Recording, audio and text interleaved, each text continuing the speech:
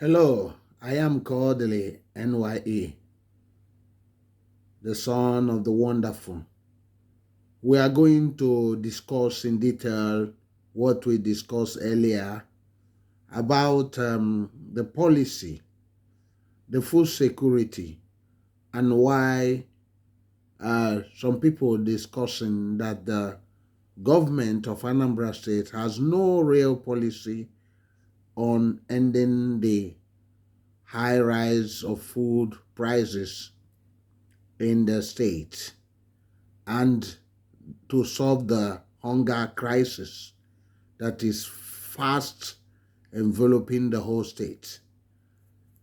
And we are going to discuss that, and you are going to join me. This is a reaction video because some people, it been what people have been discussing around the world. What is the government of Soludo of Anambra State doing to solve this problem once and for all?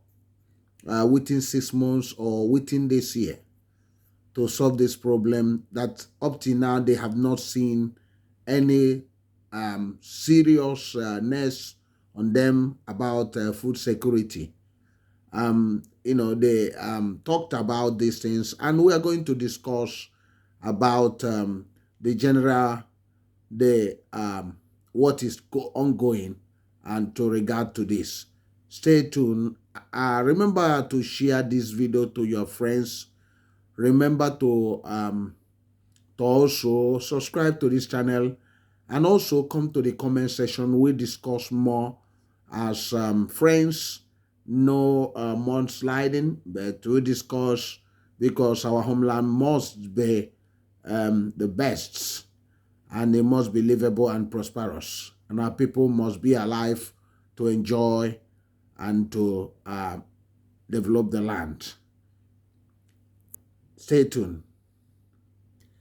Yes, I am Sir Kodili-nye. So we are discussing about this burning issue in the state, in the homeland, in Anambra State, even in Anibo generally, in Nigeria.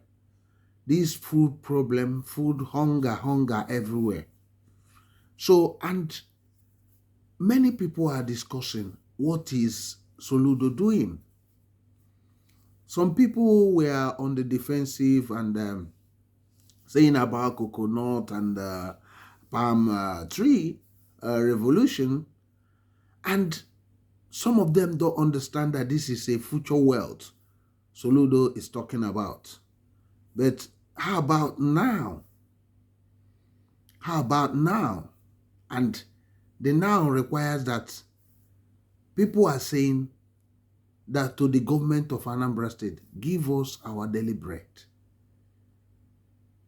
Soludo, give us our daily bread. That's what people are saying.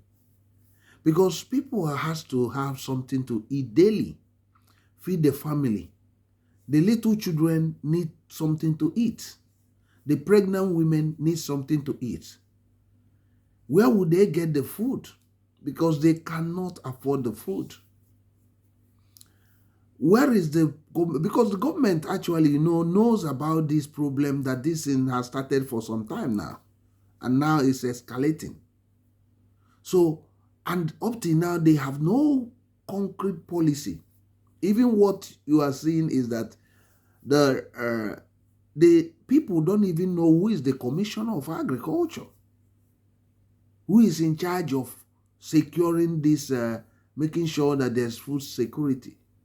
They don't even know. When you ask them what's the policy of the Anambra State government, none of the people can easily answer that. So our finding is that many people haven't got a clue. They have not even received any encouragement from the government pertaining to this. And when we are talking about these things, we are not trying to demarcate or destroy our homeland or do anything damage to the Soludo. Soludo is doing very well in some areas, but in terms of food security and ending hunger in our homeland, is not really performing there. We must call a spade so that they will rejig their and come up with a policy with a timeline that 6 months we expect to have these corn tons, thousands of tons of corns or maize for people, and the government having a policy whereby the food will suddenly become very cheap. It can be done. Some people thought that it cannot be done. It can be done. That's why, remember, this channel is educative, and this is informative, and this is a channel that is geared towards bringing about a new ways of doing things. So what are we talking about? In Anambra State, there are a lot of cooperatives. Most of them are dormant. The government fund are not reaching them at all. Why? Because there are a lot of things going on. So they cannot get the money, because if they go to the government, okay, give us land so that we can produce food, the process might take up to 5 years. It can also take 2 years. It can take 3 years. And they might get frustrated. So now, supposing if government of Soludo has deployed these cooperatives in different towns, in different villages, with a target of producing these foods and producing this quantity of yams, this quantity of cassava, this quantity of maize, and all those things, don't you think that we can easily solve this food crisis in our state? We can produce what we eat. Remember, some people will tell you, oh, there is no land. There is enough land for us to produce that. Only that government must have a policy whereby we must stop land speculating, land banking for making money, because those lands are not being used. People are just throwing money, buying those lands, living in. The farmers cannot get hold of it. The cooperative cannot get hold of it.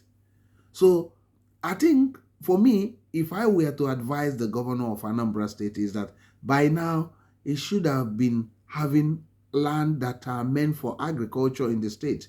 We cannot be building everywhere. We cannot be building everywhere. Each of the towns, villages in Anambra State, 100 and something of them, must have places that you cannot be building estates. We must live for agriculture. We must give it to real farmers. We must give it to cooperatives. So now, with a mandate, let's give, let's just use an example. Let's say in Isuofia, cooperative in Isuofia is given a mandate to produce 2 million yams.